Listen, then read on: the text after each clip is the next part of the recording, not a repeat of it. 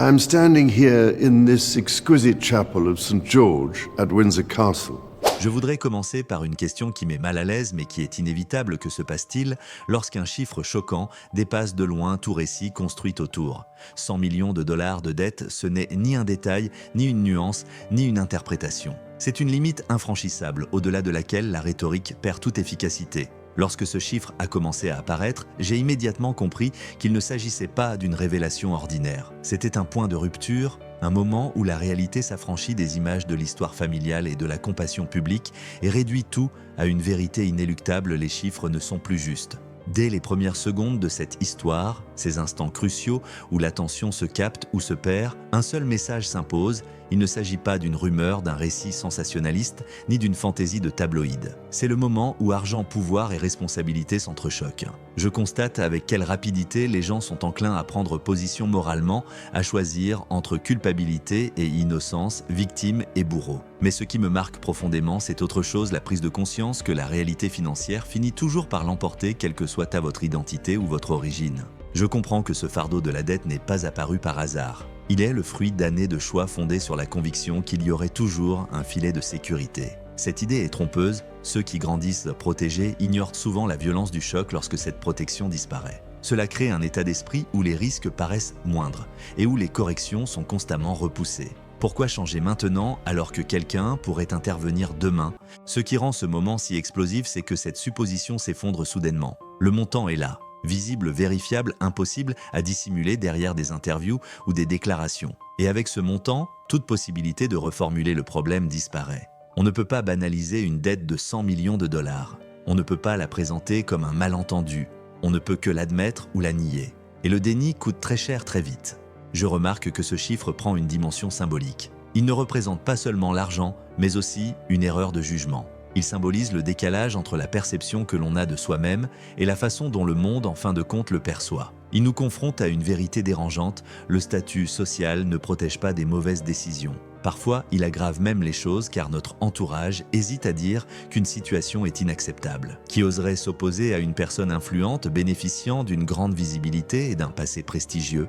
À mesure que cette somme est débloquée, je constate un changement radical d'attitude. Il ne s'agit plus d'émotion ni d'intention, mais de responsabilité. Qui paie? Qui épargne? Qui intervient? Ces questions sont dangereuses car elles sous-entendent que quelqu'un d'autre devrait assumer la charge. Et c'est précisément là que le véritable conflit commence. Car la question du blâme ne devient problématique que lorsque personne ne se sent responsable de la solution, lorsque tous les regards se tournent vers le passé. Je me demande que signifie l'indépendance quand les choses se compliquent. On l'emploie souvent comme un idéal, une libération. Mais l'indépendance sans discipline financière n'est pas la liberté. C'est une dépendance différée. On vit à crédit non seulement financièrement, mais aussi émotionnellement. On espère que quelqu'un d'autre finira par payer la facture. Ça marche jusqu'à ce que ça ne marche plus. Et ce moment est arrivé. Ce qui me frappe, c'est le peu de place accordée à la nuance sur ce point. La révélation initiale d'une telle dette provoque un véritable choc. Tout devient binaire, soit on l'approuve, soit on la soutient. Or les chiffres sont impartiaux. Ils n'accusent de personne, ils n'excusent de personne, ils sont là tout simplement. Et ils imposent une action, pas demain, pas l'année prochaine, mais maintenant. Je ressens aussi ce moment comme un prélude à l'avenir. L'endettement a toujours des conséquences, restructuration, vente, humiliation publique, bataille juridique ou effondrement silencieux. Une fois les chiffres rendus publics, l'immobilisme est impossible. Chaque jour, sans décision, aggrave les dégâts. Cette prise de conscience plane comme une ombre sur tout ce qui suivra. Ce n'est que le début de l'histoire, pas la fin. C'est peut-être là l'idée la plus troublante. Il ne s'agit pas d'une chute, mais d'une prise de conscience. Du moment où l'on réalise que les histoires ne rapportent pas d'intérêt et que la réputation ne rembourse pas un prêt immobilier. Que le monde, au final, ne retient que les résultats, pas les intentions. Je me demande combien de personnes se reconnaissent dans cette histoire, même à une échelle plus réduite. Combien de fois remettons-nous à plus tard les corrections nécessaires parce que la douleur semble évitable? Alors que je découvre cette première couche, une chose est sûre, à partir de maintenant, il n'y a plus de retour en arrière possible. Le chiffre est là. La façade s'est déchirée. Tout ce qui suivra sera jugé à l'aune de cette révélation. Et la question qui plane surtout est aussi simple qu'impitoyable. Que faire lorsque la réalité vous rattrape et que personne d'autre n'est tenu responsable? Quand on regarde au-delà de ce montant exorbitant, la situation se révèle pleinement.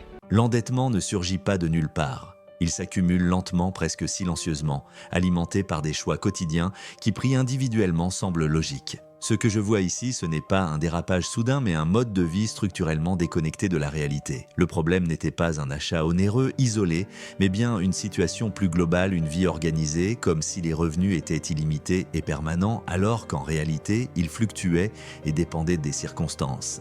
Mon premier réflexe est de penser à l'immobilier, car on le présente souvent comme une valeur refuge. Après tout, une maison était un investissement, entend-on souvent. Mais cette maison n'était pas un investissement, c'était une affirmation. Une affirmation qui avait un prix, un coût à payer chaque mois. Remboursement d'emprunts, impôts fonciers, entretien personnel, tout cela s'accumule pour atteindre une somme que seuls des revenus stables et très élevés peuvent gérer. Dès que ces revenus deviennent incertains, un tel bien se transforme en piège financier. On ne peut pas s'en séparer sans perdre la face, et c'est précisément ce qui le rend dangereux. Ce qui me frappe, c'est la difficulté apparente à réduire ses dépenses. Réduire ses dépenses est rationnel, mais émotionnellement, c'est vécu comme un échec. Surtout lorsque notre identité est intimement liée aux signes extérieurs de réussite. J'y vois une faiblesse humaine fondamentale, nous nous adaptons plus vite à la croissance qu'à la réduction. La croissance est perçue comme une validation, la réduction comme un rejet. Or, la santé financière exige justement de la flexibilité. Ceux qui ne parviennent pas à réduire leurs dépenses finiront par s'effondrer. Outre l'immobilier, la sécurité est un enjeu crucial. La sécurité n'est pas un luxe, c'est une nécessité. Or, lorsque les mesures de sécurité sont déconnectées d'une évaluation réaliste des risques, elles deviennent un symbole plutôt qu'un outil. J'observe ici un dispositif de sécurité conçu comme s'il existait une menace permanente au niveau de l'État. Cela engendre non seulement des coûts, mais crée aussi une bulle de peur où la peur est normalisée. La peur légitime les dépenses, dès lors chaque mesure supplémentaire paraît aller de soi. Le problème avec ces coûts fixes, c'est qu'ils sont ininterrompus. Qu'une transaction aboutisse ou non, ils persistent. C'est là que le système se bloque. Les revenus issus des médias, des contrats et des partenariats sont par nature incertains. Ils sont fluctuants contrairement à un salaire régulier. Lorsque vos coûts fixes sont indexés sur ces fluctuations, comme si elles étaient garanties, vous vous mettez dans une impasse. Un seul revers suffit à tout faire dérailler. Je constate également une surestimation profonde du potentiel de gains futurs. On semblait croire que de nouvelles opportunités se présenteraient d'elles-mêmes, que l'intérêt ne faiblirait jamais. C'est une hypothèse dangereuse à une époque où l'attention du public est éphémère. Le marché est impitoyable envers ceux qui se répètent sans innover. Pourtant, la structure des coûts a été conçue comme si le succès était permanent. Ce n'est pas de l'optimisme, c'est du déni. Ce qui me dérange personnellement, c'est l'absence d'un frein clair. Dans les organisations saines, il y a toujours quelqu'un pour dire « c'est impossible, c'est trop risqué ». Je me demande où était cette voix ici. Est-elle restée inaudible ou a-t-elle été ignorée parce qu'elle ne correspondait pas à l'image que l'on souhaite projeter ? Les conseils perdent de leur valeur lorsqu'ils sont perçus comme un obstacle plutôt que comme une protection. Et sans remise en question, la confiance excessive s'installe rapidement. Ce mode de vie engendre un effet domino. Les coûts fixes élevés incitent à conclure des contrats importants. Ces contrats importants exercent également une pression pour maintenir sa visibilité et sa pertinence. Cette visibilité suscite des critiques qui à leur tour entraînent des choix défensifs et des coûts supplémentaires. Ainsi, le système s'auto-alimente mais devient aussi de plus en plus fragile. Il suffit qu'un seul maillon se rompe pour que tout s'effondre. Je ne peux dissocier cela d'une culture plus large où la réussite se mesure aux apparences: plus grande maison, plus de sécurité, un train de vie plus exclusif. Mais on parle rarement de la vulnérabilité qui en découle.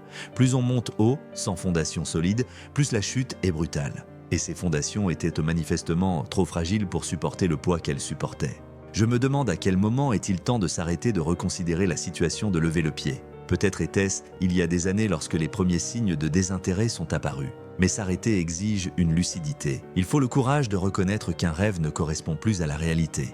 C'est difficile surtout quand on vous a toujours répété que vous étiez exceptionnel. À la lumière de tout cela, une chose apparaît douloureusement évidente: cette dette n'est pas seulement financière, elle est aussi psychologique. Elle reflète le décalage entre l'image que l'on se faisait de soi-même et ce que les circonstances lui permettaient réellement. Et ce décalage est dangereux car il fausse les décisions. Ce n'est que lorsque cette illusion s'effondrera qu'une véritable correction sera possible. La seule question est de savoir si cette correction interviendra à temps ou si le prix à payer pour un retour à la stabilité sans dommages irréversibles est devenu trop élevé. Lorsque j'examine la dimension juridique de cette affaire, je constate un schéma aussi coûteux que destructeur. Les poursuites judiciaires ne sont plus un dernier recours, mais un élément fixe de la stratégie. Chaque plainte, chaque appel semble découler d'un profond désir de reconnaissance et non d'une analyse rationnelle des probabilités et des gains potentiels. Je perçois ici un conflit entre l'émotion et le système. L'émotion aspire à être entendue, vue, à avoir raison. Le système juridique, quant à lui, exige discipline, distance et acceptation de la perte. Lorsque ces deux éléments divergent, les poursuites judiciaires se transforment en un piège financier. Ce qui me frappe le plus, c'est la banalisation des litiges. Les conflits qui autrefois se seraient réglés par le silence ou la distance finissent désormais automatiquement par passer entre les mains d'avocats. Il en résulte une dynamique dangereuse. Les avocats ne travaillent plus par conviction morale, mais pour les heures, les dossiers et les factures. Le moindre sentiment d'injustice se traduit directement en frais, et ces frais sont implacables. Ils ne s'arrêtent pas lorsque l'attention du public faiblit. Ils persistent. Je constate également comment la dimension internationale de ces procédures a amplifié les dégâts de façon exponentielle. Des affaires dans différents pays, des systèmes juridiques différents, des équipes différentes. Cela exige non seulement des ressources financières considérables, mais aussi une vision stratégique claire. Or, cette vision a souvent fait défaut. Au lieu d'un plan cohérent, j'observe des réactions impulsives dictées par l'actualité, les réseaux sociaux et la frustration personnelle. Ce n'est pas une stratégie, c'est de l'improvisation sous pression. Et l'improvisation a un coût. Ce qui apparaît ici avec une clarté douloureuse, c'est que la victoire n'a jamais semblé être le véritable objectif. Il ne s'agissait pas de créer un précédent, d'obtenir des dommages et intérêts, ni de réformer en profondeur. Il s'agissait de confirmation, d'avoir enfin le sentiment que quelqu'un disait « vous aviez raison ». Mais les tribunaux ne sont pas des cabinets de thérapie. Ils ne valident pas les sentiments, ils évaluent les arguments. Lorsque ces arguments échouent systématiquement, les dommages financiers s'accumulent, mais aussi les dommages symboliques. Chaque défaite mine la crédibilité, et la crédibilité est un capital. Je constate que la protection de la vie privée, souvent invoquée comme motif de cette bataille juridique, s'est paradoxalement estompée peu à peu. Chaque procès a révélé de nouveaux détails. Chaque document est devenu public. Ce qui visait à reprendre le contrôle a paradoxalement engendré une plus grande exposition. C'est un schéma classique, plus on lutte contre la visibilité, plus on devient visible. Et une visibilité sans empathie est dangereuse. Elle alimente les critiques et renforce l'impression que la personne ne se soucie que d'elle-même. Financièrement, ce fut un gouffre sans fond. Des millions ont disparu en honoraires, frais juridiques et indemnités pour les parties adverses. Et quel en a été le résultat? Aucun revenu stable, aucune réputation rétablie, aucune conclusion.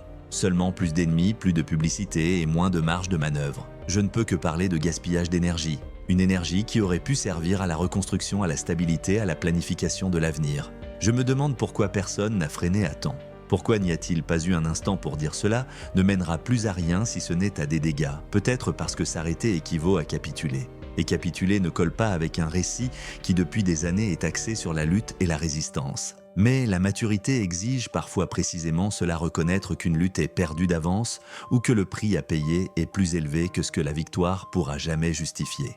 Ce qui rend cette croisade juridique particulièrement problématique, c'est son mode de financement. Il semblait y avoir une hypothèse implicite selon laquelle les ressources resteraient toujours disponibles, que les lignes de crédit ne se tariraient pas, que les prêts seraient prolongés, que quelqu'un finirait par intervenir. Ce type de raisonnement est paralysant. Il décourage les décisions difficiles car les conséquences ne sont pas immédiatement tangible. Ce n'est que lorsque cette garantie implicite disparaît que la vulnérabilité du système devient évidente. J'y vois aussi un facteur culturel plus large.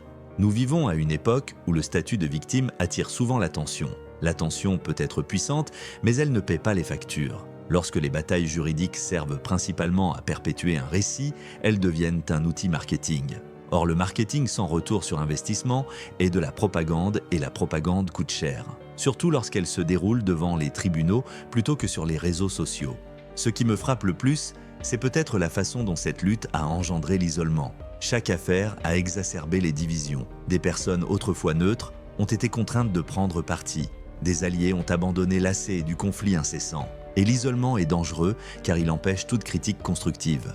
Sans contestation, chaque décision paraît logique, même lorsqu'elle est objectivement néfaste. En réfléchissant à tout cela, une question me taraude. Et si cette énergie avait été canalisée autrement? Et si les millions aujourd'hui perdus dans des batailles juridiques avaient servi à construire quelque chose d'indépendant du conflit? La réponse est douloureuse, précisément parce qu'elle est si évidente. Mais c'est là toute la tragédie de cette période, non pas les combats eux-mêmes, mais le peu de progrès accomplis. Maintenant que ces voies juridiques se sont pour la plupart dans l'impasse, les coups demeurent les témoins silencieux d'une stratégie largement autodestructrice. Le préjudice est donc non seulement financier, mais aussi structurel. Car la confiance une fois perdue ne se regagne pas facilement devant les tribunaux. Il faut la reconquérir sans avocats, sans tribunaux. Et c'est précisément là que se jouera la suite de cette histoire.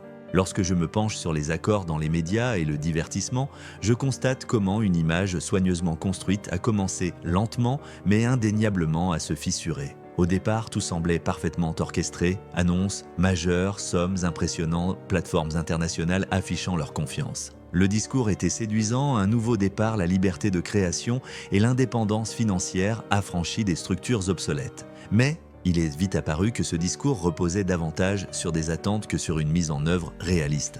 Or, les attentes constituent un fondement dangereux pour la construction de coupes fixes. Ce qui me frappe le plus, c'est à quel point il misait sur un intérêt constant. Les premiers projets ont attiré des audiences massives alimentées par la curiosité et la controverse. Les gens voulaient voir, écouter et comprendre. Mais la curiosité ne dure pas. Elle s'estompe. Sans innovation substantielle, l'attention cède la place à la lassitude. Et la lassitude est fatale dans un secteur qui prospère grâce à la dynamique. Dès qu'ils ont l'impression que la même histoire se répète sans cesse, les spectateurs se désintéressent souvent plus vite qu'on ne le pense. Je constate également un manque d'organisation et de discipline interne. Les contrats importants donnent une impression de stabilité, mais ils exigent en réalité une planification rigoureuse et une exécution constante. La liberté créative est séduisante, mais sans limite claire, elle conduit souvent à la paralysie. Les projets s'enlisent dans le développement, les idées sont sans cesse remaniées, les délais ne cessent d'être repoussés. Pendant ce temps, les coûts s'accumulent. Équipe de production, consultants, bureaux communication, rien n'attend que l'inspiration. Ce qui saute aux yeux ici, c'est la confusion entre familiarité et savoir-faire. Avoir une histoire connue ne fait pas de quelqu'un un producteur ou un créateur. Créer du contenu de qualité exige de l'expérience de l'autocritique et la capacité d'accepter les critiques. Je me demande dans quelle mesure la dissidence était possible pour ceux qui osaient te dire que quelque chose ne fonctionnait pas. Dans un environnement où chacun confirme les idées reçues, la qualité cède rapidement le pas au confort. Lorsque certains contrats étaient rompus ou non renouvelés, les conséquences dépassaient largement la simple perte de revenus. La réputation jouait un rôle crucial. Dans le monde du spectacle, elle se propage plus vite que les déclarations officielles. L'image d'une collaboration difficile d'attentes élevées et de résultats décevants est paralysante. Si le téléphone cesse de sonner, ce n'est pas parce que quelqu'un échoue, mais parce qu'il ne veut plus prendre de risques. Dans ce milieu, le silence est souvent la pire des condamnations. Je comprends comment ces échecs ont engendré un effet domino. Il ne s'agissait pas seulement d'une source de revenus, mais du financement d'un train de vie. Leur disparition n'a pas affecté la structure des coûts. C'est une erreur classique, considérer un revenu variable comme fixe.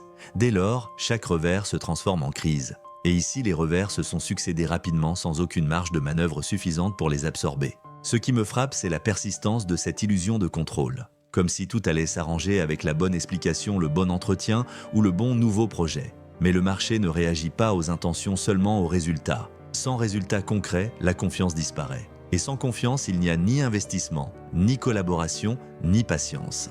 J'y vois aussi une leçon plus générale concernant la visibilité. À une époque où tout se mesure en vues en flux et en abonnés, on a parfois l'impression que l'attention équivaut à la valeur. Or la valeur, c'est ce qui subsiste une fois l'attention retombée. Lorsqu'un modèle économique repose entièrement sur l'intérêt du public sans structure sous-jacente, il est vulnérable. Une fois l'engouement retombé, il ne reste plus rien sur quoi se raccrocher. Les conséquences financières sont énormes, non seulement en termes de perte de revenus, mais aussi d'opportunités manquées. Des projets avortés, des collaborations abandonnées, des marques qui se sont discrètement retirées. Chaque projet manqué représente non seulement une perte de revenus, mais aussi un manque à gagner pour la confiance des clients. Et la reprise devient d'autant plus difficile que la liste des promesses non tenues s'allonge. Je me demande si cette phase était inévitable. Peut-être pas. Avec moins de promesses grandioses et une plus grande attention portée à la faisabilité, les choses auraient pu se dérouler autrement. Mais l'ambition sans maîtrise de soi mène rapidement à l'autodestruction. Il ne s'agit pas d'un jugement moral, mais d'un constat économique. Le secteur valorise la fiabilité et pas le spectaculaire. Et le spectaculaire, aussi séduisant soit-il, s'estompe plus vite que la discipline. Alors que ces illusions médiatiques s'effondrent une à une dure réalité demeure. Il faut payer les factures, peu importe l'audience. Les prêts immobiliers, les garanties et les frais juridiques restent insensibles à la compassion du public. Ils exigent un paiement mensuel régulier. Et sans revenu stable, chaque jour devient une course contre la montre. Que se passe-t-il lorsque la scène disparaît mais que les conséquences demeurent? C'est la question qui plane sur cette phase. Et la réponse déterminera s'il reste une chance de redressement ou si ce chapitre se termine comme un avertissement. Car l'attention peut certes porter, mais seule une structure solide permet de tenir bon une fois les applaudissements terminés. Quand je repense au moment où le palais a finalement démissionné, je n'y vois pas une rupture impulsive mais un choix mûrement réfléchi préparé de longue date. Il ne s'agissait pas d'une réaction à un incident isolé ni d'une punition soudaine, mais du fruit d'un processus complexe. Des années de tensions, de conflits répétés, de procédures judiciaires et de déclarations publiques avaient atteint un point où les dégâts institutionnels menaçaient de surpasser le coût émotionnel de la rupture. À cet instant précis, la loyauté a basculé de la vertu à la prise de risque. Ce qui me frappe le plus, c'est la manière dont cette distance a été instaurée. Non par la confrontation publique, non par des déclarations passionnées, mais par des voies administratives et juridiques. Le silence, les procédures, les protocoles, ce n'est pas un hasard. Les institutions puissantes ne survivent pas en criant, mais en structurant. En dépersonnalisant la décision, on l'a dédramatisée et réduite à ce qu'elle était au fond une simple limitation des risques. J'imagine combien cette décision a dû être douloureuse sur le plan humain. Les liens familiaux ne disparaissent pas par la simple rédaction d'une note de service. Mais les institutions ne peuvent se permettre d'agir uniquement en fonction de considérations humaines. Dès lors qu'un individu représente un risque structurel pour la réputation, la crédibilité ou la stabilité financière de l'ensemble, la prise de distance devient inévitable, non par cruauté, mais par nécessité. C'est une vérité qui suscite peu de sympathie, mais elle est source de stabilité. L'enjeu dépassait largement le simple aspect financier. Il s'agissait d'une question de précédent. Dès lors que l'on perçoit que l'on peut conserver ou imposer des privilèges sans en assumer les responsabilités, le système est fragilisé. D'autres acteurs tels que les banques, les gouvernements et les médias commencent à s'attendre aux mêmes exceptions. La confiance dans l'application des règles à tous s'érode. Et pour une institution séculaire, c'est catastrophique. La cohérence est son fondement même. J'ai constaté la clarté du message véhiculé par cette distance. L'indépendance n'est pas une notion partielle. On ne peut pas choisir ce que l'on veut conserver et ce que l'on veut abandonner. On ne peut pas prétendre être séparé du système et en même temps réclamer sa protection lorsque les temps sont durs. Ce n'est pas de l'autonomie, c'est de l'opportunisme. En coupant le cordon ombilical financier, cette contradiction a enfin été résolue. Ce qui m'a aussi frappé, c'est le caractère définitif de cette décision. Aucune marge de négociation, aucune mesure temporaire. La zone grise a disparu. C'est brutal, mais aussi lucide. La clarté évite les récidives. Tant qu'il y a place à l'interprétation, l'espoir persiste. Et l'espoir peut être dangereux lorsqu'il conduit à reporter un véritable changement. En formalisant, tout cet espace a été fermé. J'y vois aussi une forme de protection non seulement pour l'institution, mais paradoxalement aussi pour l'individu. Tant qu'il existe un filet de sécurité implicite, la motivation à un changement fondamental est faible. L'existence de ce filet de sécurité prolonge les comportements destructeurs. Ce n'est que lorsque ce filet disparaît que se fait sentir le besoin de réévaluer ses choix. C'est douloureux, mais c'est parfois le seul chemin vers la maturité. En même temps, je ne peux ignorer le sentiment de rejet qui l'accompagne. Quand les portes se ferment discrètement, c'est souvent pire qu'un rejet franc. Il n'y a plus de discussion, plus de conflits auxquels se raccrocher. Seulement le silence. Et le silence force à l'introspection. C'est peut-être la confrontation la plus difficile qui soit. Je me demande si ce moment aurait pu être différent. Y avait-il un moment où l'écart aurait encore pu être comblé? Peut-être, mais cela aurait exigé une prise de responsabilité plus rapide et plus constante. Le respect des limites au lieu de les tester. La rectification discrète plutôt que les attaques publiques. Au moment où cette distance a été officialisée, cet espace semblait avoir disparu. Non pas à cause d'une erreur majeure, mais à cause de la répétition. Cette décision met également en lumière le fait que les institutions apprennent. Elles tirent des leçons des crises passées et adaptent leurs réponses en conséquence. L'engagement émotionnel cède la place à la rigueur. Il ne s'agit pas de froideur, mais d'évolution. C'est ainsi que les systèmes se protègent contre la répétition des dommages. Et à cet égard, cette rupture était peut-être non seulement logique, mais inévitable. J'y vois le moment où l'ambiguïté a enfin pris fin. Plus d'engagement tiède, plus d'attente tacite. Le message était clair sans être énoncé, tu es désormais seul. Cela peut paraître dur, mais c'est aussi la vérité. Et même une vérité tardive reste une vérité. En réfléchissant à cette étape, je réalise qu'il ne s'agit pas d'une fin, mais d'une transition. Une transition de la dépendance à l'entière responsabilité. La suite ne dépend plus d'une institution ou d'une famille, mais uniquement de choix personnels. Et c'est précisément là que se joue l'avenir. Quand je reconstitue le puzzle de ce qui s'est passé, une chose devient douloureusement claire, cette histoire ne concerne pas au final l'argent, les titres ou les institutions, mais la responsabilité. La culpabilité n'était que le symptôme, non la cause. La cause profonde résidait dans le report incessant des choix d'adultes et l'attachement à une idée de liberté jamais pleinement réfléchie. Maintenant que tous les masques sont tombés, une dure réalité se dresse que nul ne peut ignorer. Je trouve ce dernier chapitre inévitablement déstabilisant, car une fois le soutien institutionnel disparu, toutes les excuses s'évanouissent. Il n'y a plus de système à combattre, plus de familles sur laquelle exercer une pression morale, plus de discours publics capables de payer les factures. Il ne reste que la simple question à laquelle chacun est confronté à un moment ou un autre de sa vie: comment vivre selon ses moyens. Pour certains, cette question se pose tôt, pour d'autres, bien trop tard. Ici, elle est devenue incontournable. La liberté paraît séduisante tant qu'elle reste abstraite. Mais la véritable liberté ne se révèle que lorsqu'elle est mise à l'épreuve.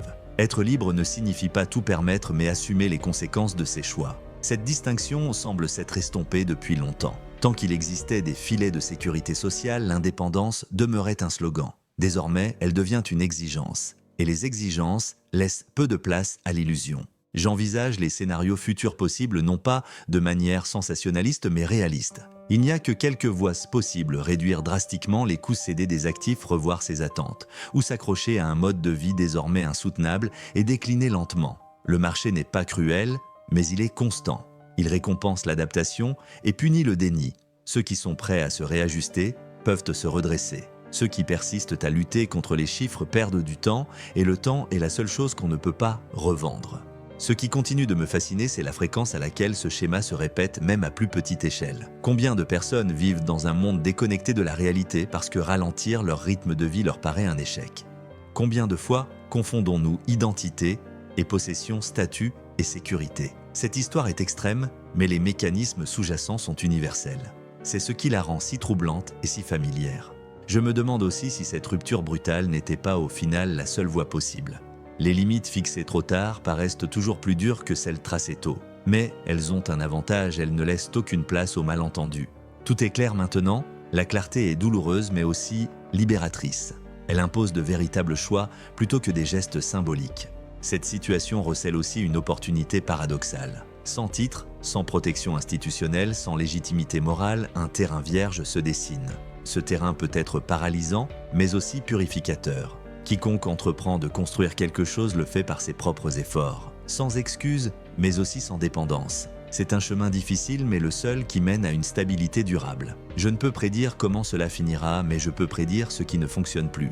L'ancien modèle, fondé sur l'espoir, la compassion et le soutien tacite, est révolu. L'avenir sera déterminé par la discipline, le réalisme et l'autolimitation. C'est moins glamour, certes, mais bien plus solide. C'est peut-être là le nœud du problème. La maturité ne s'acquiert pas par le succès, mais par l'adversité. Au moment où plus personne ne peut intervenir et où l'on doit assumer seul ce que l'on a bâti, ce moment est arrivé. Et aussi dur que cela puisse paraître, c'est aussi la vérité. Je suis curieux de connaître votre point de vue. Cette rupture est-elle une correction nécessaire ou une dure leçon? La loyauté aurait-elle dû primer sur la cohérence ou cette dernière était-elle inévitable? Partagez votre point de vue, posez vos questions et dites-nous où vous situez la limite entre liberté et responsabilité. Merci d'avoir suivi ce récit jusqu'au bout. Si vous souhaitez approfondir le sujet, explorer d'autres points de vue ou explorer davantage cette question, n'hésitez pas à continuer à commenter et à lire.